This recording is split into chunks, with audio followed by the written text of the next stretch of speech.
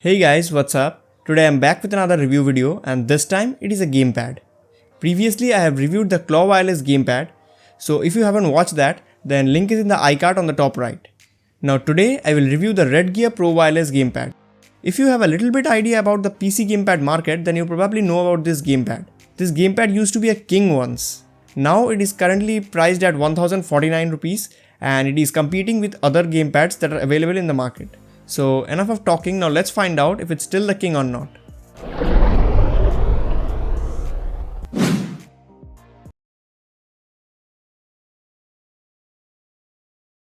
So the Redgear Pro Wireless gamepad comes in this sort of box packing.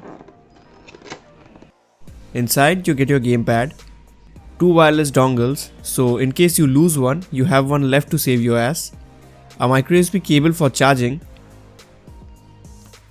and an instruction manual that looks like an elementary school books page that has been torn and folded to cheat in an exam.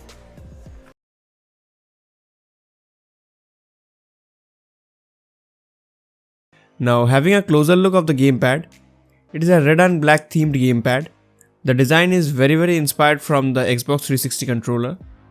I'm using the word inspired as although the button layout is of a Xbox 360 controller, yet there are some originality in the design. It is not entirely a copy paste. By the way, it is not a sponsored video, I purchased it, but Redgear, if you want to sponsor in future videos, you are welcome. Now coming back to the video, build quality is very good for the price. It feels solid in hand and won't break if you use it roughly.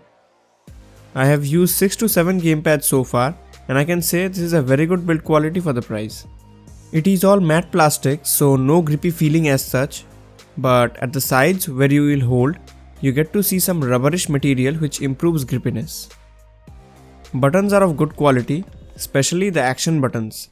I'm using this gamepad quite frequently, like 3 to 4 days in a week for over 6 months now, and I can say these are one of the best buttons you will find in a budget gamepad. And these buttons also light up when you turn it on.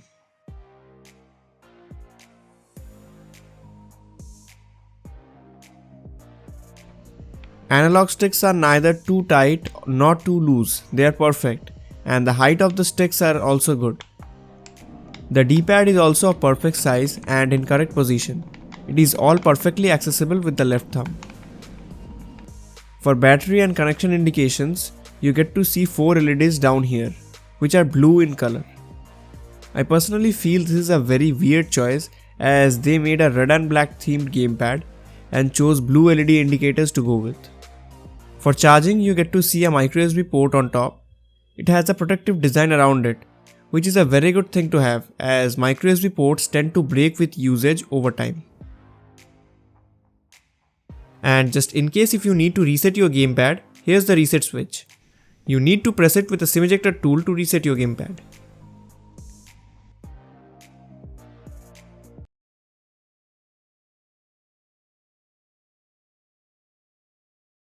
The Redgear Pro Wireless gamepad is a plug and play device. You don't need to install any drivers. For connection, it uses a 2.4 GHz connection to transmit signal and therefore you don't get to see any latency. There is almost no latency if you compare it with a wired gamepad. It supports both X input and direct input, so if you want to play old games, you can play with it. If you plug the receiver in your phone or a tablet, you will be able to play games with it that support gamepads. But note that if you plug it in your phone or tablet, the vibration will not work. I have played games like GTA 5, Genshin Impact, FIFA and Rocket League for over 6 months and so far I haven't faced any serious issues. Although I would like to share some things that I found over time. Starting off with the analog sticks.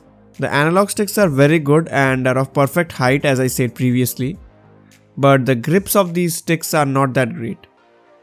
It is fully made of plastic and no rubberish feel or any sort of texture to prevent slipping. Eventually with use, it will get more slippery and you need to use separate grips for them. One more thing that I found about these analog sticks is that the circularity of these sticks is not very good. The circularity error is quite high. Although to be honest, I didn't feel any difference. Maybe because I'm not a professional gamer. but this information may be important to someone, so I mentioned it.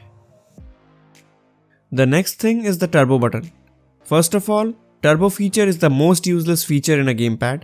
In case you don't know what turbo feature is, it is a feature that lets you convert any button to a burst button. Suppose you want to change your button B to a burst button, then just press and hold turbo and B, and now it's a burst button. To cancel, just repeat the process. First of all, it is a useless function as I have used 6 to 7 gamepads so far and played many games, multiple esports titles, AAA titles, but I have never used turbo in any gamepads. And in premium gamepads, they don't even give this feature as it is so useless. I never even heard anyone using it, so it is very much useless. Secondly, as I told you previously that the analog sticks become slippery over time. Now what happens is, quite often my finger slips and I accidentally press the turbo button. And on the other side, whatever button I was pressing, it makes that a turbo button. And since I didn't do it intentionally, I don't know which button is it that it changed to turbo. I have to turn off the controller and turn it on again to continue with what I was doing. In newer gamepads from Redgear, they have solved this issue by changing the position of the turbo button. Another thing is the lights in the action buttons. It's good to have lights in the action buttons. They look really good, and if you play in the dark, it is a very handy feature to have.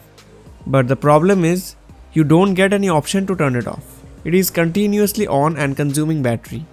Having an option to turn it off would have probably increased battery life by a couple of hours. The weight of this gamepad is well balanced, not too heavy, not too light. Perfect for long gaming sessions.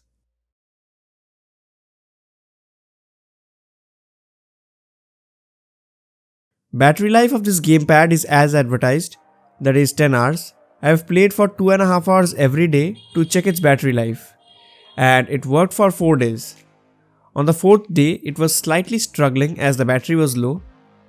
If I moved too far, it was losing connection sometimes due to low power, but with a normal distance like 3 to 5 feet from the receiver, it was working normally even with low battery. It has a 150 mAh battery if you believe in numbers, and it takes 3 to 4 hours to fully charge. Yes, it takes a lot of time to charge. You can play while charging, but it will still use the wireless dongle as the wired connection is only for charging. I prefer to use a power bank to charge it and play when it's low on battery, and this way of charging can be helpful if you play games being too far from the PC. Most controllers or gamepads in this price segment gives this much amount of battery life only, so it is still in the game with other gamepads, even in battery life as well.